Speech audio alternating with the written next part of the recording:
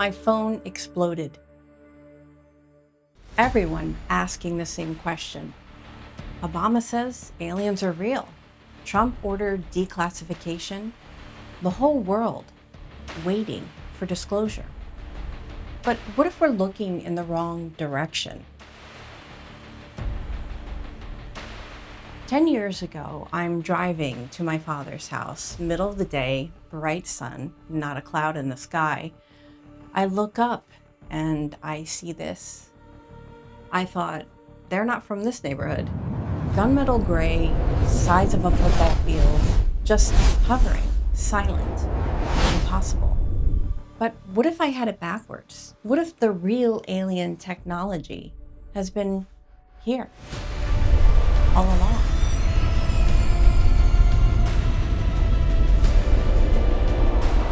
What if you are the UFO?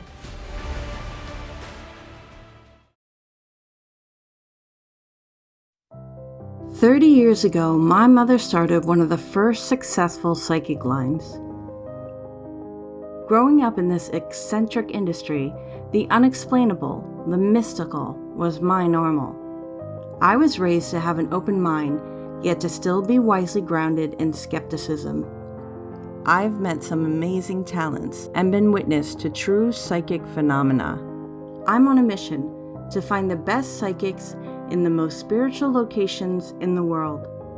Join me on my journey, a journey to enlightenment. I'm Erica Gabrielle, and I am the Psychic Hunter."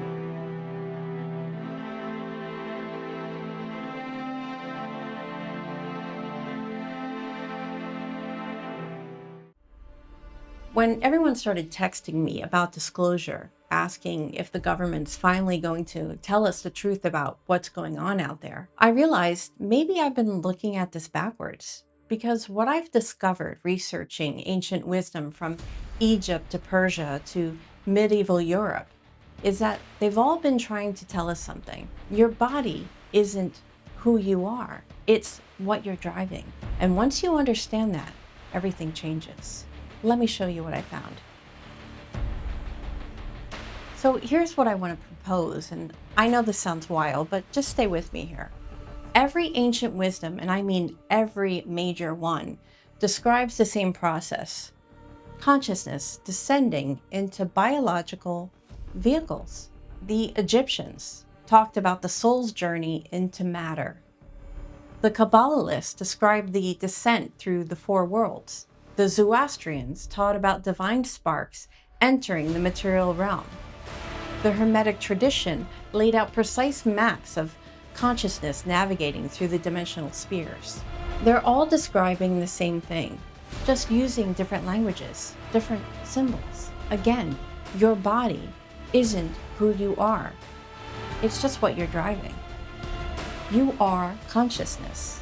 You are awareness. You are the pilot. Your body, that's the vehicle. That's the spacecraft. Your own personal UFO. And when you start looking at ancient texts through that lens, everything clicks into place. When you understand this framework, when you see what these ancient texts are actually saying, everything changes. The way you think about life, death, consciousness, evolution, even UFO encounters. So let me show you what I found, because this isn't just mysticism. This is an operational manual that's been hiding in plain sight for thousands of years. Let's start with the oldest, Egypt. The ancient Egyptians didn't worship gods the way we think. They were documenting a cosmological system, a map of how consciousness works. Thoth, the god of writing, magic, and wisdom, wasn't just a mythological figure. He was the principle of divine consciousness itself, the mind that creates through language and symbols. And here's where it gets interesting. According to Egyptian cosmology, before you were born, you existed in the duat, the realm of pure consciousness, pure potential.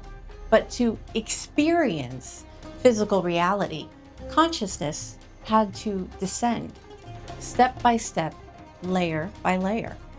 The Egyptians called these stages gates or houses. Modern occultists call them planes of existence. But the concept is the same. Consciousness moves through dimensional frequencies until it reaches the densest level, physical matter. And there it constructs a vehicle, a biological interface, the body. This knowledge was later encoded in the Emerald Tablets, attributed to Thoth himself, though the Greeks called him Hermes Trismegistus, thrice great Hermes, as above, so below, as within, so without. This isn't poetry, it's a technical schematic. The macrocosm, the universe, is mirrored in the microcosm, you. Your body is a miniature universe, a vehicle constructed according to a cosmic blueprint. But the Egyptians weren't the only ones that understood this. So let's jump forward about 1,000 years to ancient Persia.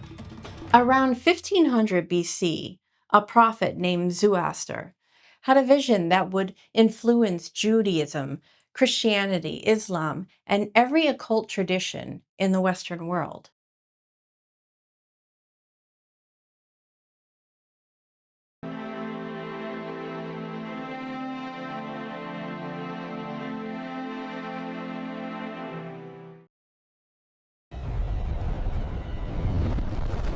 Zoroastrianism taught that there's a cosmic battle between Ahura Mazda, the principle of light, consciousness, and order, and Agramanyu, the principle of darkness, materiality, and chaos.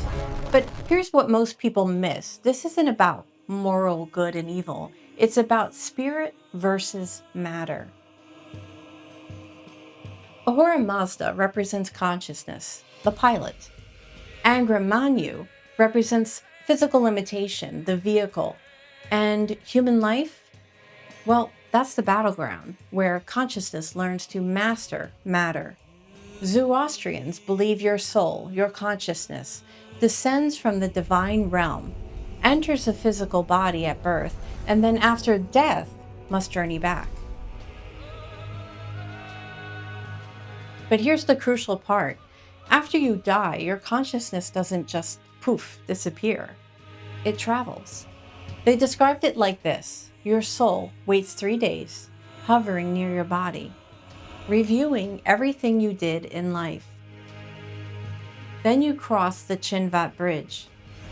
Your consciousness ascends through the stars, then the moon, then the sun, progressively higher dimensional frequencies, until you reunite with the source. Sound familiar? It should, because the Hermetic tradition, which came later, describes the same exact process. The Hermetic texts written in Greco-Roman Egypt around 2nd, 3rd century AD synthesized Egyptian, Zoroastrian, and Greek philosophy into one system. And in the first book, called the Poimandres, it describes a vision where Hermes learns how souls enter and exit physical reality. According to Hermetic teaching, consciousness descends through the 7 planetary spheres: Saturn, Jupiter, Mars, Sun, Venus, Mercury, and the Moon. And at each level, it picks up attributes, limitations, programming.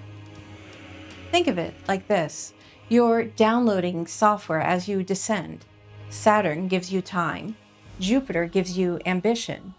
Mars gives you aggression. The Sun gives you vitality. Venus gives you desire. Mercury gives you intellect. The Moon gives you emotion. By the time you reach Earth, the densest frequency, you're running a full operating system. You've got a vehicle, a program, and a mission. But here's the key. The Hermetic texts say that true wisdom, gnosis, is remembering that you are not the vehicle. You're not the programming. You're the consciousness using them. And when you die, you make that return journey. You ascend back through the same 7 spheres, shedding the limitations at each level until you return to pure consciousness.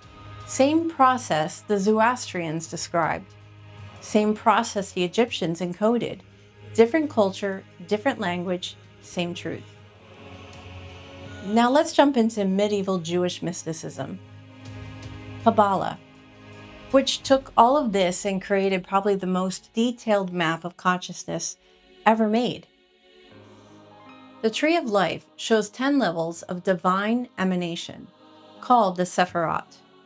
From Keter at the top, which is pure unity, pure consciousness, down through progressively denser levels until you reach Malhut at the bottom, physical reality. But here's what's really amazing about this. The Kabbalists mapped these 10 spirits onto the body. Keter, pure consciousness, is above your head. Chokmah and Bina are your right and left brain hemispheres. Hased and Gevurah are your right and left arms. Teferat is your heart center. Netzah and Hod are your right and left hips. Yesod is your reproductive organs. And Malhut is your feet, grounding you in physical reality. Some traditions include an 11th position called Duat, the abyss, the gap between divine and human consciousness. Located at your throat is called the invisible spira because it represents the knowledge we have to cross to remember what we are. The Tree of Life isn't some abstract diagram, it's a schematic. It's a blueprint of how consciousness is structured within your vehicle. And the Kabbalah goes further. It describes 4 worlds, 4 levels of reality that consciousness descends through. Atzilus, pure emanation, pure consciousness, the divine realm. Briah, the creative realm where thoughts take form. Yetzirah, the formative realm where emotions and energy exist. Asaya, the material realm where physical bodies exist. Your soul, your consciousness, exists in all 4, but most of us only pay attention to Asaya, the physical. We forget that we're multidimensional beings operating across multiple frequencies. The goal of Kabbalistic practice? Consciousness integration. Remembering you exist in all 4 worlds. Learning to navigate the vehicle skillfully while staying connected to the source. Which brings us to something really wild that happened in the 1580s.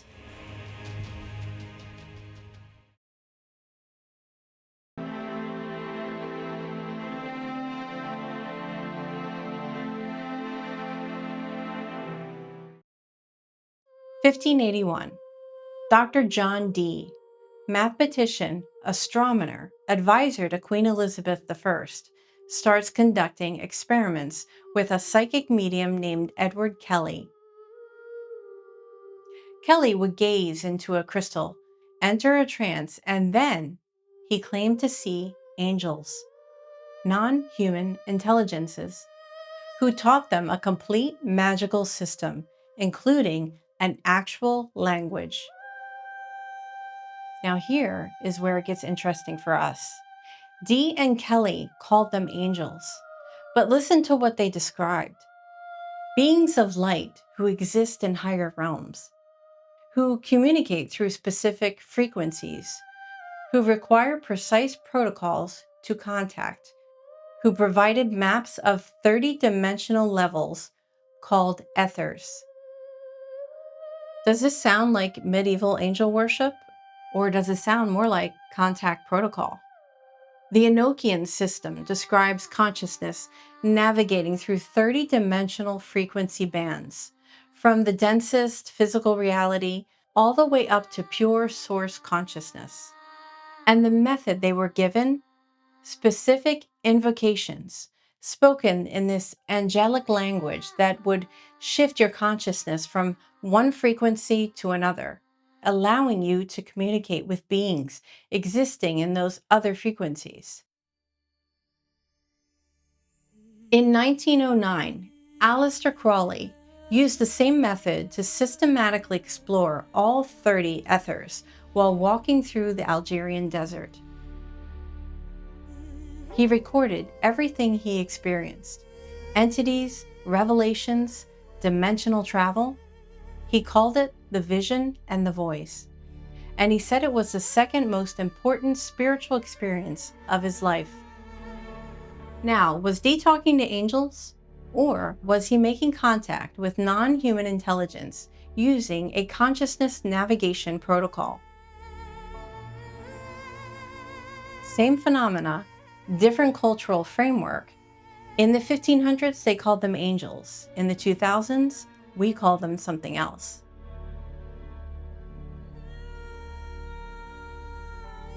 So with all this talk about government disclosure, with everyone waiting for files to be released, with the whole world asking, are we alone?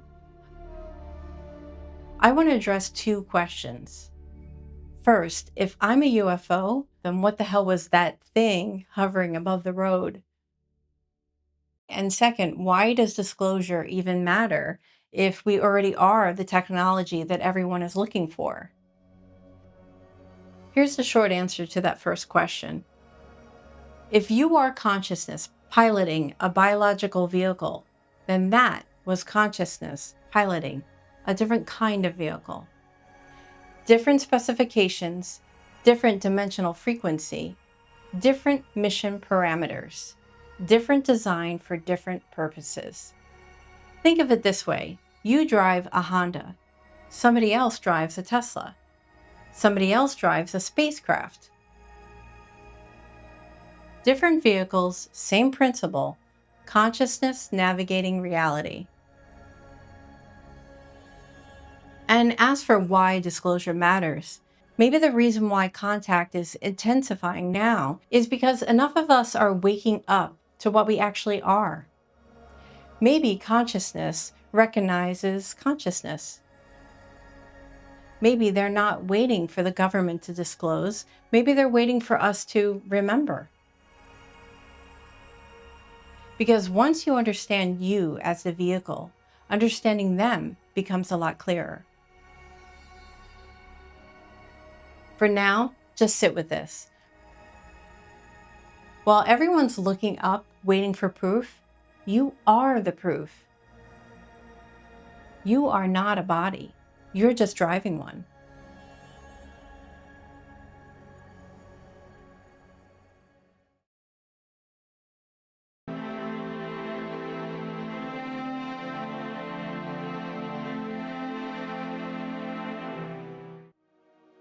So let me bring this all together.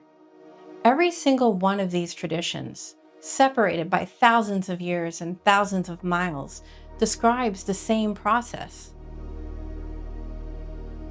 Infinite consciousness, the All, Ein Sof, Ahura Mazda, God, Source, whatever you want to call it, it emanates.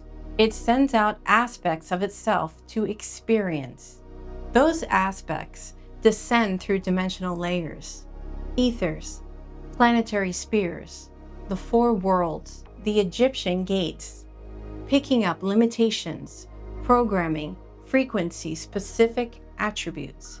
At the densest level, they construct biological vehicles, bodies, using the elemental building blocks of physical reality. And then you forget. You identify with the vehicle. You think you are the body. But the goal, the mission, is to remember while you're still in the vehicle, to wake up, to achieve gnosis, to realize, I'm not the car, I'm the driver. And when you do, when you remember that you're consciousness piloting matter, everything changes. The ancient texts weren't myths. They were manuals, operating instructions for the most sophisticated vehicle ever created. Your body is the UFO. Your consciousness is the pilot. Life is the mission. Welcome aboard. I'm Erica Gabrielle. Thanks for watching Psychic Hunter. Remember, you're not in a body, you're driving one.